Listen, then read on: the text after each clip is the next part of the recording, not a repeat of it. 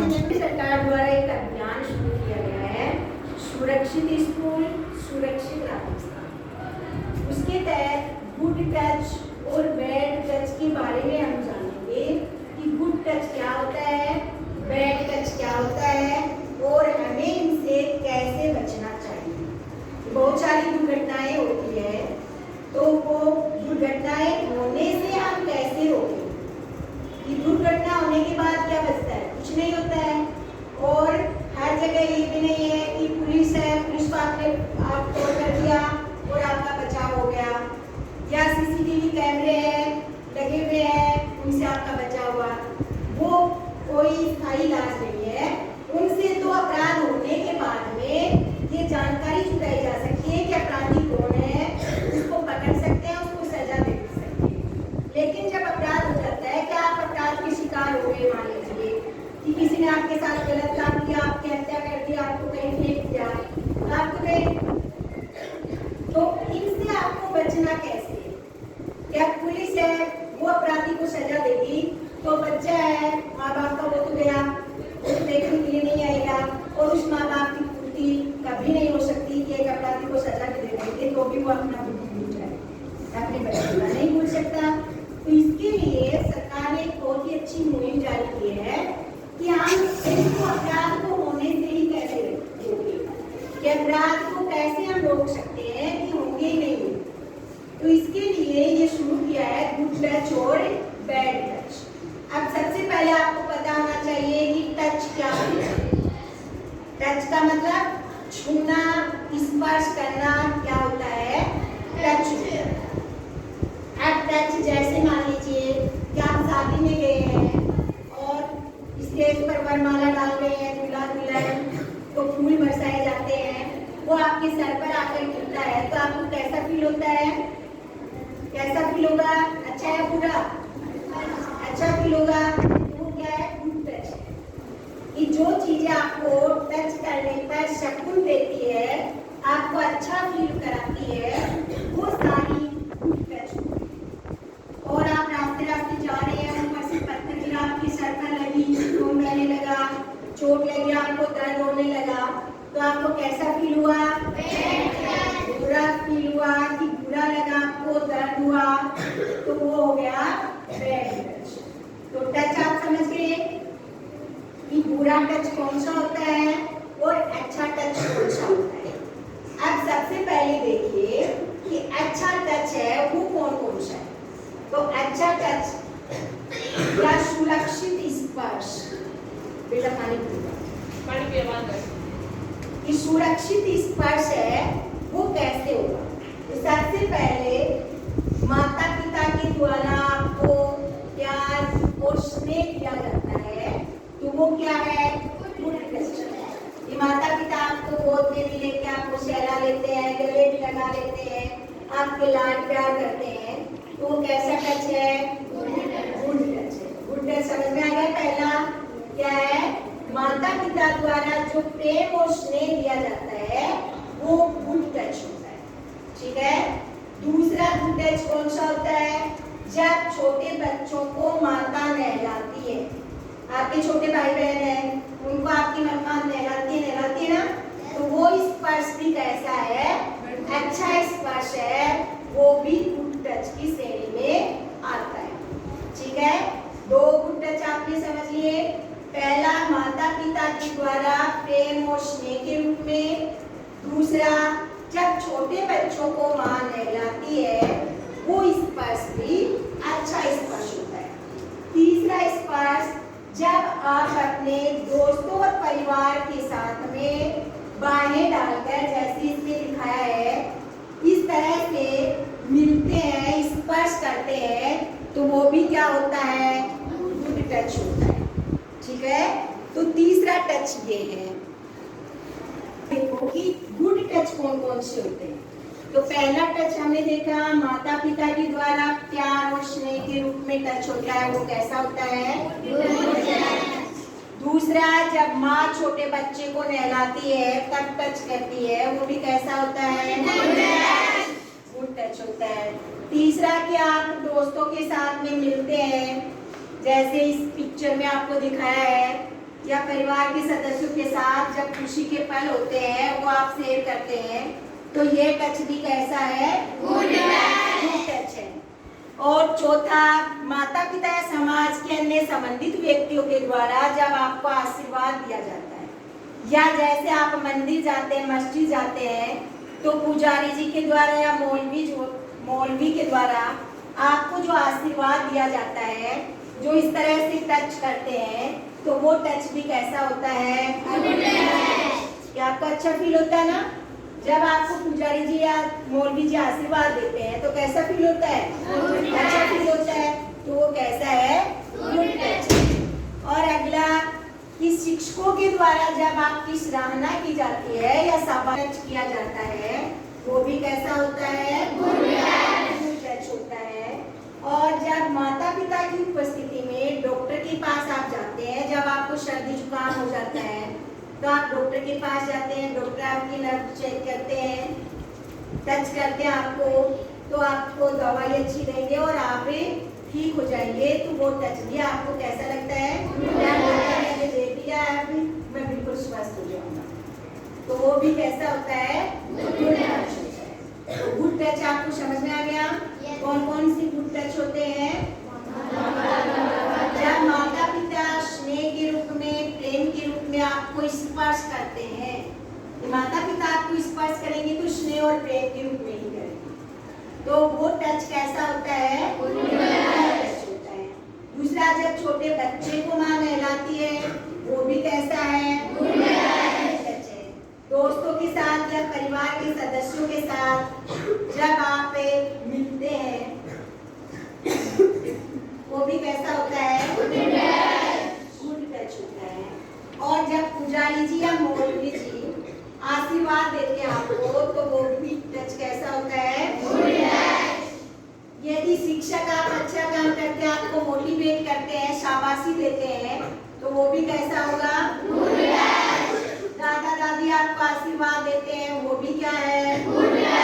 Touch है। और doctor जब आपकी नर्व चेक करके आपको दवाई देता है आपके माता पिता की उपस्थिति में, तो वो भी क्या होता है? ये तो है गुड टच।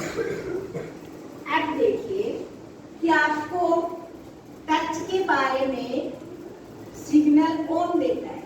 कौन देता है? आपकी इंद्रियां। कौन देता है सिग्नल?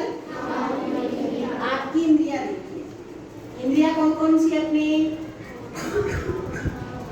आँख, कान, नाक, जीभ और तो ये 5 अपनी इंद्रियां है। ये पांचों इंद्रियां हमें सिग्नल देती है कि हमारे साथ जो टच हो रहा है वो गुड है या बैड है, कि अच्छा स्पर्श हो रहा है या बुरा स्पर्श हो रहा है। वो सिग्नल हमें कौन देता है? अपने पांचों इंद्रियां देती है। देखिए ना, जैसे मान लीजिए कि टीवी चल रहा है, टीवी पर गाने बज रहे हैं, तो बच्चे गाने सुनते झूम उठते हैं। आप भी डीजे बजता है तो नाचने लगते हैं, नाचने लगते हो ना? तो ये कैसे, किसने आपको ये सिग्नल दिया? कानों ने दिया ना कि अच्छा साउंड बज रहा है और आप नाचने लगते हैं। तो ये आपके कानों ने, आपके सेंस ने आपको बताया कि ये अच्छे गाने बज रहे हैं और आप नाचने लगे। या जैसे छोटा बच्चा गर्म कढ़ाई होती है, उसको आप टच करता है तो उसको गर्म लगता है, दोबारा वो नहीं करता है, ऐसा नहीं करता ना, कि उसको फिर पता हो जाता है कि गर्म है, दर्द होगा, मुझे बुरा लगेगा, वो बुरा स्पर्श है। यदि छोटा बच्चा है, खिलौने से खेलता है, टेडी बियर है, उसको छूता है तो उसको अच्छा लगता है, टेडी बियर सॉफ्ट होता है, अच्छा लगता है ना, उससे खेलना वो ज्यादा पसंद करता है। तो वो क्या, कौन बताएगा? वो टच हमें अपनी स्किन बताती है। स्किन से टच करते हैं तो स्किन बताती है कि गर्म है, टेडी बियर है, वो सॉफ्ट है। तो स्किन ने हमें सिग्नल दिया और अपने ब्रेन तक पहुंचाया। या आप कहीं से जा रहे हैं तो दुर्गंध आती है, तो आप वहां से जल्दी से निकलेंगे, यहाँ तो बदबू आ रही है, और जल्दी से वहां से निकलेंगे, निकलते हैं ना। और यदि आप फूलों के बगीचे में जाते हैं, अच्छी खुशबू आती है, आनंद लेते हैं, आप आराम से टहलते हैं, किसने सिग्नल दिया? नाक ने या जैसे आपके सामने समोसा या मैगी है, वो आपके सामने रखा जाए, या एक दाल और सब्जी आपके सामने रखा जाए, आप किसको खाना पसंद करेंगे? समोसा और मैगी को। क्यों? क्योंकि वो टेस्टी लगती है, टेस्टी लगती है। और ये सिग्नल किसने दिया? आपकी टंग ने, आपकी जीभ ने ये दिया कि ये टेस्टी लगी है मुझे और ये मुझे स्वाद नहीं लगी। तो ये अपनी जो 5 इंद्रियां है, ये पांचों इंद्रियां हमें सिग्नल देती है टच के, स्पर्श के, कि ये स्पर्श अच्छा है, ये बुरा है। तो अच्छा और बुरा स्पर्श है, उसके बारे में हमें जानकारी किसके माध्यम से मिलती है? किसके माध्यम से मिलेगी? इंद्रियों के माध्यम से। जो अपनी 5 इंद्रियां है, ये हमें बताएंगी कि ये अच्छा स्पर्श है, ये बुरा स्पर्श है। ठीक है? तो पांचों इंद्रियां आपकी हमेशा अवेयर रहती है और ये सिग्नल भेजती है ब्रेन तक, और ब्रेन आगे की कार्यवाही करता है कि हमें इससे बचना है। जैसे कि गर्म कढ़ाई के एक बार बच्चा हाथ लगा देता है, इसकी सिग्नल भेजती है ब्रेन को ये गर्म है, फिर दोबारा बच्चा उससे बच जाता है कि इसको नहीं छूना वरना हाथ जल जाएगा, मुझे दर्द होगा। ठीक है? तो अब बुरे स्पर्श कौन से होते हैं, ये हम देखेंगे। तो हमने देखा कि अच्छी स्पर्श कौन से हैं। अब किनके माध्यम से हम पहचान करेंगे कि अच्छा स्पर्श कौन सा है और बुरा स्पर्श कौन सा है, ये हमने जाना। तो किसके माध्यम से होगी पहचान? हमें इंद्रियों के माध्यम से पहचान होगी कि ये अच्छा है, ये बुरा है। अब बुरा स्पर्श हो रहा है तो वो कौन कौन से हैं, कि बैड टच कौन से हैं, बुरे स्पर्श कौन से हैं, वो हम देखते हैं एक फ्लेक्स के ऊपर। तो बैड टच कौन से होते हैं, कि किस तरह से हमें कोई टच करता है तो वो बैड टच होते हैं। अब देखो बैड टच है, वो जरूरी नहीं कि कोई अनजान व्यक्ति आपके साथ करे। ये अनजान व्यक्ति आपको टच करे इन जगह पर, उसको हम बैड टच माने, ये जरूरी नहीं है।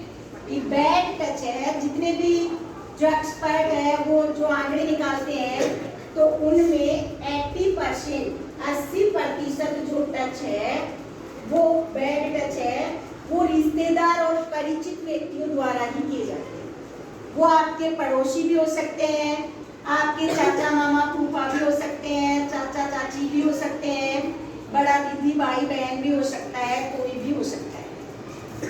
ये जो पड़ोस में आपके भाई बहन ही होते हैं तो वो कोई भी हो सकता है।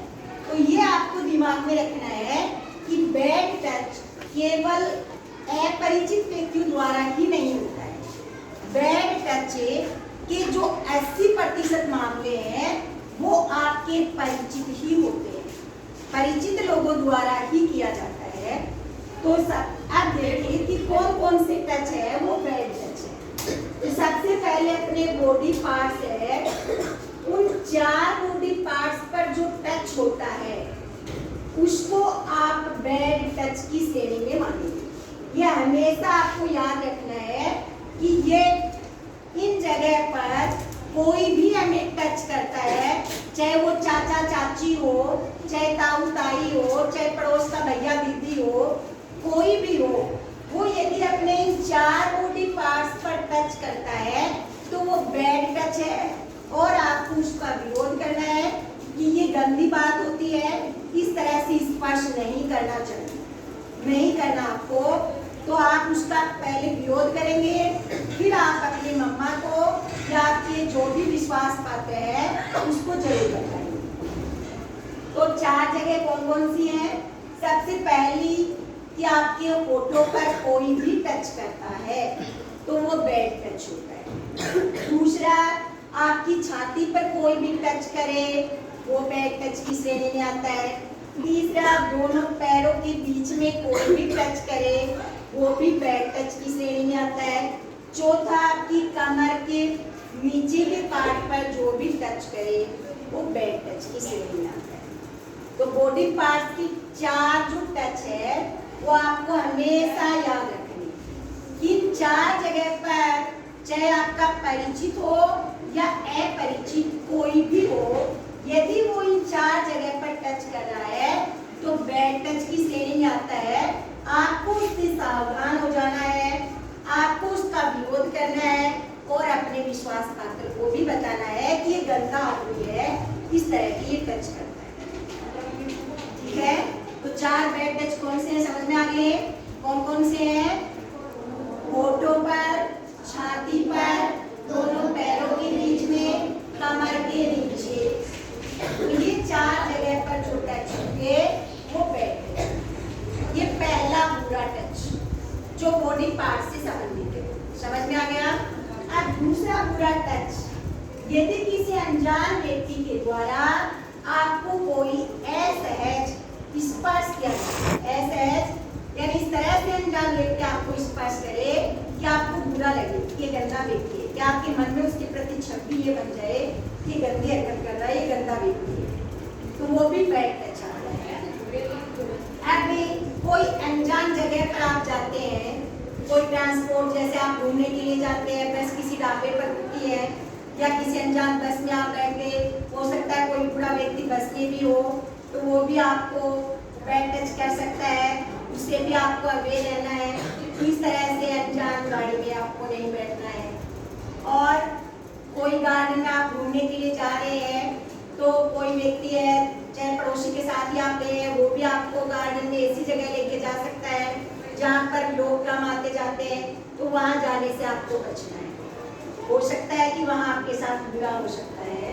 या जैसे आप पिकनिक पर गए हैं, लंबी यात्रा करते हैं, तो होटल पे बसें रुकती है पानी पेशाब के लिए, तो वहाँ पर कोई बुरी पर टॉयलेट है जहाँ लोगों का क्या माना जाना है, आप सोचते हैं कि मैं वहाँ टॉयलेट करके आ जाती हूँ, तो वहाँ भी आपको जाने से अपने आप को रोकना है, क्योंकि वहाँ भी आपके साथ बुरा हो सकता है। क्योंकि जो बुरे व्यक्ति हैं वो ज़्यादा इन जगह पर ही देखने को मिलते हैं और इन जगहों से आपको सावधान रहना है। या जैसे कोई भी व्यक्ति आपको आकर के बोल दे कि आपकी मम्मा बीमार हो गई, आपके पापा का एक्सीडेंट हो गया, आपको घर बुलाया, चलो मेरे साथ जल्दी से, तो आपको बाइक पर या गाड़ी में कैसे भी आपको ले जाने के लिए कहे तो आपको नहीं जाना, ठीक है? क्योंकि आपको पता होना चाहिए कि ये व्यक्ति है, चाहे वो परिचित ही आए आपका, या आपका मामा चाचा फूफा दादा या ताऊ ताई कोई भी आए, उनके साथ भी आपको नहीं जाना है। वो भी आपको पहला पूछना करके इस तरह से ले जा सकता है, गंदी हरकतें कर सकता है, तो उससे भी आपको बचना है, ठीक है? और तीसरा है कि सुनसान स्थान पर भी आप जाने से बचे, अंधेरे में भी आप जाने से बचे, क्योंकि वहाँ भी बुरा व्यक्ति हो सकता है और आपके साथ गलत काम हो सकता है, तो वहाँ जाने से भी आप बचे।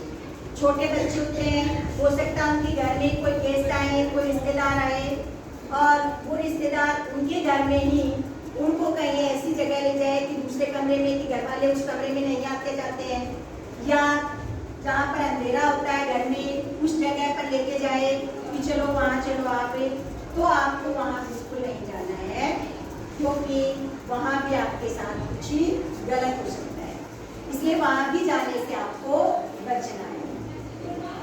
अगला, अगर कोई आपके सामने अपने कपड़े उतारता है या आपको भी अपने कपड़े उतारने के लिए कहता है, तो आपको ऐसा ना देखना है ना करना है।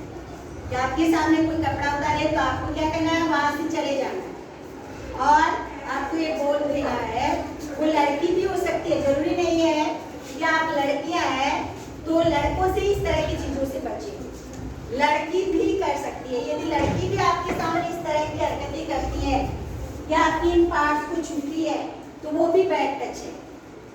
ये लड़की लड़की को छुए इन पार्ट्स पर, वो भी बैड टच है। लड़का लड़के को इन पार्ट्स पर टच करे, वो भी बैड टच है। लड़की लड़के को या लड़का लड़की को करे, वो भी बैड टच है।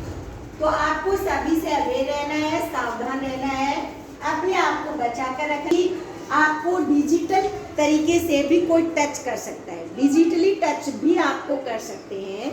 वो कैसे कर सकते हैं कि आपको कोई गंदा वीडियो आपके व्हाट्सएप ग्रुप पे भेज दिया आपके पास में, क्या आप उसको देख लें तो भी आप गलत मनोवृत्ति के शिकार हो जाते हैं, आपके दिमाग में गलत विचार आ जाते हैं और आपका भविष्य अंधकार में हो सकता है। तो आपको कोई भी व्यक्ति इस तरह के गंदे वीडियो भेजे, आपको उनको नहीं देखना है। यदि कोई भेजता है तो उनको बोलना है, मम्मी पापा को आपको बताना है, उनको बोलना है कि इस तरह की वीडियोज हमें नहीं भेजे, उनका सख्त विरोध करना है, डांटना है उसको।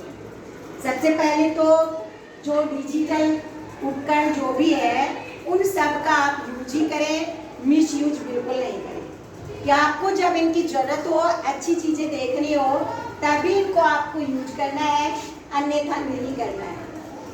और इन चीज़ों से तो आपको बिल्कुल बचना है। तो गंदे वीडियो आपको भेजता है या गंदी फोटो इमेज आपको भेजता है, वो देखने से आप बचिए, उनको डांटे, विरोध करें कि इस तरह की चीज़ें हमारे पास नहीं शेयर करें। दूसरी चीज़, हो सकता है कोई व्यक्ति आपको अपने फ़ोन पर बुला करके अपने घर पर, अपने फ़ोन पर या अन्य कहीं भी आपको गलत तस्वीरें दिखाता हो, गलत वीडियोस दिखाता हो, वो भी आपको नहीं देखना। तो ये डिजिटली तरीके से बैड टच भी हो सकता है, तो इनसे आपको बचना है। तो ये 4 बैड टच है जिनको आपकी जो सेंस है, आपकी जो इंद्रिया है, वो पहचानने में मदद करेगी और वो सिग्नल भेजेगी ब्रेन को, और ब्रेन इसके आगे की कार्यवाही करेगा कि किस तरह हमें इन बैड टच से बचना है। तो ये 4 चीजें आपको अच्छे से याद रहनी चाहिए, आपके दिमाग में रहनी चाहिए कि इन 4 चीजों से हम किस तरह से बचे। ये 4 चीजें होती है तो वो गंदी होती है, वो बैड टच की श्रेणी में आती है और हमें उनसे दूर रहना है, अपने आप को बचा कर रखना है, इनका विरोध करना है, घर में, परिवार, समाज, देश में भी, कि कहीं किसी के साथ इस तरह का होता भी आप नहीं देख सकते। तो ये चारों याद रखनी है अच्छे से आपको। पहली कौन सी है कि आपके 4 बॉडी पार्ट्स पर जो टच होता है, होठों पे, छाती पे, दोनों पैरों के बीच और पीछे कमर के नीचे। तो इन चारों बॉडी पार्ट्स पर जो टच होता है वो बैड टच होता है। वो आपकी सेंस है, आपकी इंद्रियां है, वो समझेगी और ये सिग्नल आपके ब्रेन को पहुंचाएंगी और ब्रेन आगे की कार्यवाही कि इनसे हमें कैसे बचना है वो करेगा, जो हम आगे भी देखेंगे, बताएंगे। दूसरा, अनजान व्यक्ति आपको टच करे, आपको बुरा फील हो, वो भी बैड टच होता है। या ट्रांसपोर्ट में किसी अनजान जगह, अंधेरी जगह पर, टॉयलेट वगैरह जहाँ पर किसी लोगों का आना जाना नहीं होता है, वहाँ पर भी आप जाने से बचे, हो सकता है वहाँ भी कोई दुर्घटना हो सकती है। तीसरा, या आपके सामने कोई कपड़े उतारे या आपको भी ऐसा करने के लिए कहे, वो भी बैड टच है, उसका भी आपको विरोध करना है। और चौथा, डिजिटली आपको कोई बैड टच करे, कि आपको गंदे वीडियो भेजे या दिखाए, तो उसका भी आपको विरोध करना है। तो ये है बैड टच। अब जब बैड टच कोई करता है आपको, तब आपको क्या करना चाहिए, वो हम क्लिक्स के माध्यम से आप देखेंगे आगे।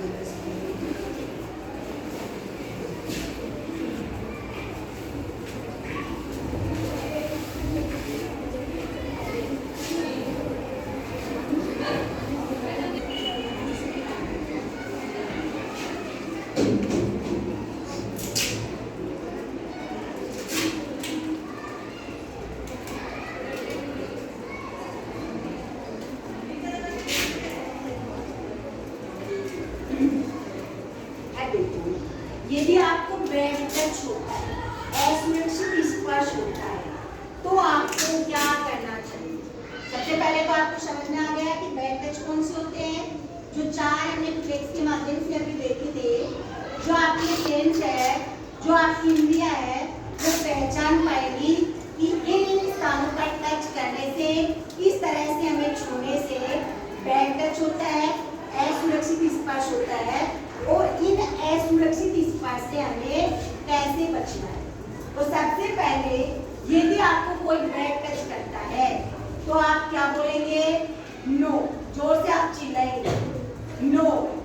जैसे मान लीजिए कि आप किसी शादी में जाते हैं, किसी मेले में जाते हैं, वहाँ पर भी हो सकता है आपका कोई परिचित भी कर सकता है वहाँ पर भी, और कोई अनजान व्यक्ति भी कर सकता है या आपको गलत तरीके से टच करे, तो सबसे पहले आपको क्या करना है, जोर से चिल्लाना है नो। तो वहाँ आसपास जो लोग हैं वो आपकी मदद करेंगे और आप एक दुर्घटना के शिकार होने से बच जाएंगे। दूसरा हो सकता है कि वो बुरा व्यक्ति, कि आप नो बोले तो आपका मुंह भी दबा सकता है, तो आपको क्या करना है, मौका देखना है, चलते जाना है, नो बोलते जाना है और मौका देखते हुए वहां से प्लान करना है। ठीक है, तो पहले आप बोलोगे नो, फिर आपको मौका मिल रहा है तो वहां से आप भाग जाएंगे उस स्थान पर कि वो खुली जगह हो गई कि वो व्यक्ति वहां पर अपनी सुरक्षा किए हुए और हमारे साथ सुलह कर सकता है, तो हमें यहाँ से भाग जाना है। और तीसरा कि हम जाकर के अपना कोई भी विश्वास पात्र है, वो आपकी मम्मी पापा या बड़ी बहन भाई कोई भी हो सकता है, तो आप उसको बताएंगे कि मेरे साथ इस तरह का हो। बहुत से बच्चे हैं जो उनके साथ कुछ गलत होता है तो घर जाकर नहीं बताते हैं, सोचते हैं कि मम्मा डांटेगी कि तू वहां गया ही क्यों, होता है ना ऐसा। तो आपको बिल्कुल डरना नहीं, यह आपके भविष्य का मामला है, आपकी सुरक्षा का मामला है, तो निसंकोच आपको बताना है अपने मम्मी पापा को कि इस तरह से मेरे साथ ये गलत हुआ है। यदि आप विरोध नहीं करेंगे, आप बताएंगे नहीं, तो इससे बड़ा शिकार भी आप बन सकते हैं, इससे भी बुरी दुर्घटना कि टच के आगे भी और भी दुर्घटना आपके साथ घटित हो सकती है। इसलिए अपना जो विश्वास पात्र है या मम्मी पापा है, उसको आप जरूर बताएंगे कि मेरे साथ इस तरह का हुआ, तो उस व्यक्ति को वो समझाएंगे, डांटेंगे, धमकाएंगे और उससे आपका बचाव करने में सक्षम होंगे। तो जब असुरक्षित स्पर्श अपने साथ होता है तो हमें क्या उपाय करना है, ये 3 वर्ड आपको याद करना है। वो कौन से हैं? सबसे पहला नो, दूसरा गो कि वहां से भाग जाओ, और तीसरा कि अपना जो विश्वास पात्र है उसको उस दुर्घटना के बारे में बताएं। तो ये 3 स्टेप है, नो गो टेल। तो ये तीनों करके आप बैड स्पर्श वालों से बच सकते हैं, दुर्घटना होने से बच सकते हैं।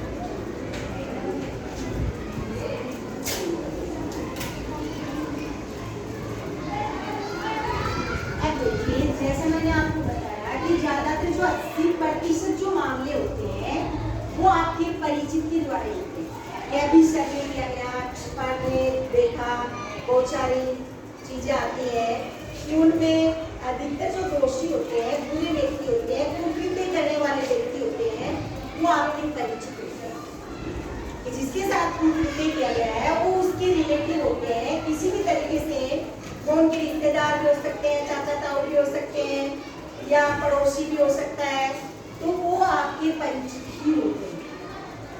अब परिचित के अलावा तो उनसे हम कैसे बचे वो हम देख चुके हैं। अब यदि कोई अनजान व्यक्ति भी आपके घर में आता है तो उससे आप अपनी सुरक्षा किस तरह से करें। तो सबसे पहले यदि आपके घर में आपके मम्मी पापा या बड़ा व्यक्ति दादा दादी नहीं है, तो कोई अनजान व्यक्ति आपके घर आ जाता है, जैसे मान लीजिए कि कोई पोस्टमैन ही आपके घर आ गया कोई डाक देने के लिए, तो भी आपको अपने घर का दरवाजा नहीं खोलना है, ना आपको अपने सुरक्षा उपायों के बारे में बताना है कि हमारे डोगी है कोई लगता है तो वो भौंकने लगता है, या हमारे घर में CCTV कैमरे सुरक्षा संबंधी उपाय जो आप करते हैं वो अनजान व्यक्ति को नहीं करना। तो सबसे पहले यदि अनजान व्यक्ति आपके घर में आता है, जब कोई बड़ा नहीं होता है, तो अनजान लोगों को सबसे पहले आप अपने घर के अंदर नहीं घुसना है। उनको गेट पर बाहर ही रोकने की क्या काम है, ठीक है। और उससे ज़्यादा आपको बातें भी नहीं करनी है, ज़्यादा घुलना मिलना भी नहीं। या आपके मम्मी पापा की उपस्थिति में अनजान व्यक्ति यदि आता है, उसको गेट पर रोक ले, अपने घर में नहीं घुसने देना है, ना उनसे ज़्यादा बातें करनी।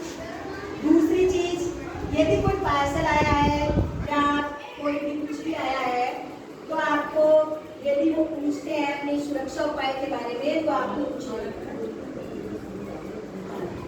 तीसरा, यदि अनजान व्यक्ति आता है तो आपको अपने घर का दरवाजा नहीं खोलना है, वहीं पर खिड़की में से ही आपको बोल देना है कि मम्मी या पापा है, वो शाम को मिलना, अपने कोई भी काम हमसे तो फिर करना, आपको दरवाजा नहीं खोलना, ठीक है। मान लीजिए कोई पोस्टमैन ही आया है, आप बोल सकते हैं कि हमारे रेट में जो भी आप डाक लेके आए हैं वो हमारी रेट में डाल के आप चले जाए। इस तरह से अनजान व्यक्ति। अब देखिए, बैग टच, जैसे मैंने बताया आपको कि जरूरी नहीं है कि लड़की लड़के को बैग टच करे या लड़का लड़की को टच करे, वो बैग टच। तो बैग टच निशान करके पड़े हैं कि लड़की है, वो लड़की को भी जो 4 बैग टच हमने देखे हैं, उनमें से किसी पर भी यदि लड़की लड़की को भी करती है कि 4 बॉडी पार्ट्स पे, मुंह पे, होठों पे, छाती पे, दोनों टांगों के बीच में या कमर के नीचे, यदि टच लड़की लड़की को करती है, वो भी बैग टच। या लड़की लड़की को कहे कि मैं भी अपने कपड़े उतार रही हूँ, तुम भी उतारो, वो भी बैग टच। तो उसका भी आपको विरोध करना है, ठीक है। लड़का लड़की को भी कर सकता है। तो बैग टच है वो किसी लड़की के द्वारा भी हो सकता है और लड़कों के साथ भी हो सकता है। कि बैग टच है वो लड़का लड़के के साथ भी कर सकता है, इसलिए ये भी अवेयर रहने की जरूरत है। तो बैग टच करने वाला कोई पड़ोसी भी हो सकता है, आपका करीबी और रिश्तेदार भी हो सकता है। तो उनसे आपको सावधान रहना है, अवेयर रहना है। उनको भी यदि वो बैग टच करे तो आपको बोलना है कि गंदी बात होती है, इस तरह की चीजें नहीं करनी। तो वो सोचेगा कि बच्चा स्मार्ट है, समझदार है, तो कभी वो आपकी तरफ देखने की भी हिम्मत नहीं जुटा पाएगा। तो आपको विरोध करना है, हिम्मत रखनी है, अपना शरीर खुद को बचा कर रखना है, सुरक्षित रखना है। और अब देखिए, जब किसी भी मुसीबत में जब कोई मदद नहीं मिल रही हो बच्चे को, तो एक हेल्पलाइन नंबर दिया गया है, उस पर आप संपर्क कर सकते हैं और अपने आप को बचा सकते हैं। अब वो हेल्पलाइन नंबर कितना है? 10-9-8। उल्टी गिनती याद रखनी है आपको, 10-9-8। इन पर आप कॉल कर सकते हैं और अपना बचाव कर सकते हैं। अब देखिए, जरूरी नहीं कि आप इस पर बार बार कॉल करते हैं तो आपका वहाँ पर रिकॉर्ड भी होता है। कॉल रिकॉर्ड होने पर आपके नंबर को ब्लैक लिस्ट में डाल दिया जाता है और आप में भेड़िए वाली कहानी हो सकती है। इसलिए इस नंबर का इस्तेमाल आपको जरूरत पड़ने पर ही करना है। ऐसे नहीं कि घर जाते ही आज सारे लग जाएं ये नंबर डायल कर लेंगे, ठीक है। तो ये नंबर जो हेल्पलाइन नंबर आपके चाइल्ड हेल्पलाइन नंबर दिए गए हैं 10-9-8, इनका इस्तेमाल आप जरूरत पड़ने पर ही करेंगे। तो इस तरह से आप बैड टच के शिकार होने से बच सकते हैं। तो यदि आप स्वयं जागरूक होंगे, अपने परिवार को जागरूक करेंगे, अपने समाज को, देश को, यदि सभी जागरूक होंगे तो हम एक बहुत बड़ी दुर्घटना से बच सकते हैं। कि बहुत बड़ी दुर्घटना होने से टल सकती है यदि हम जागरूक हो जाएंगे। बहुत सारी दुर्घटनाएं आप पेपर में पढ़ते हैं, रोज आती है कि बच्ची के साथ बलात्कार किया, रेप किया, उसको मार दिया, कुएं में डाल दिया। इस तरह की अमानवीय घटनाएं बहुत सारी आप देखते हैं, पढ़ते हैं, सुनते हैं ना। तो अब उनसे क्या होता है कि अब हर जगह सुरक्षा के लिए पुलिस आपको हर जगह नहीं मिलेगी, ना हर जगह सीसीटीवी कैमरे हैं। और वो भी कब काम आते हैं? सीसीटीवी कैमरे और पुलिस फोर्स वो कहाँ काम आती है? वो भी तब काम आते हैं जब दुर्घटना घटित हो चुकी होती है, तब पुलिस अपराधी को पकड़ती है, सीसीटीवी कैमरे में फुटेज खंगालते हैं, अपराधी को पकड़ने में मदद करते हैं और अपराधी को केवल सजा दिला सकते हैं। अब जिस बच्चे के साथ में रेप हुआ है, बलात्कार हुआ है, जिसके साथ में बुरा हुआ है, वो तो गया, वो तो माँ बाप अपने बच्चे को कभी नहीं ला सकते ना। अब अपराधी को तो केवल सजा मिल जाएगी और सीसीटीवी फुटेज और पुलिस केवल अपराधी को सजा दिला सकते हैं।